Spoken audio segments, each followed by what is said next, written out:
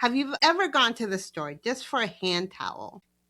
I had a list, I had a budget, and somehow none of that mattered. The worst part is when you get home, you can't even really remember what you bought.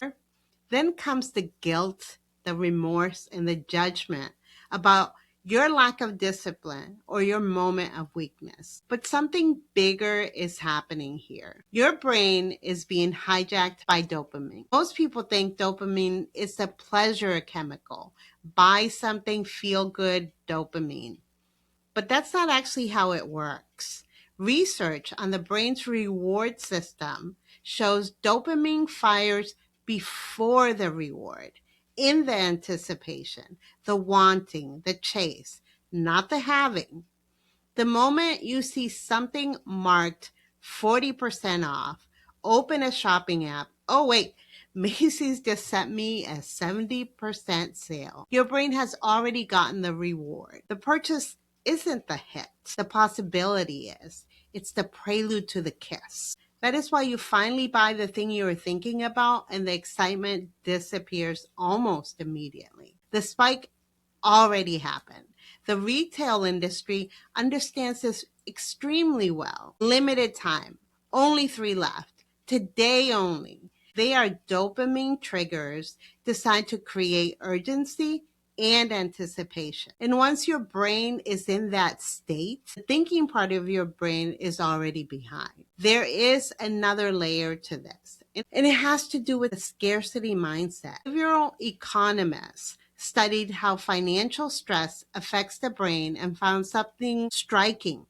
When people feel like they do not have enough money, their brain narrows their focus into survival mode. Bills, pressure, getting through the month.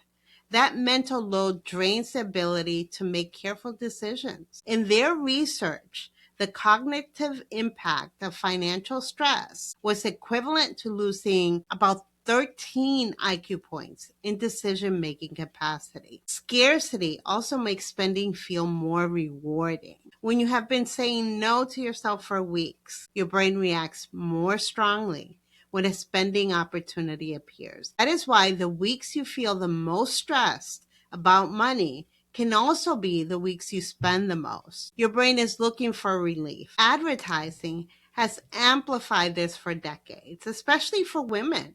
Think about the line, because you're worth it. Treat yourself. Reward yourself. You deserve it.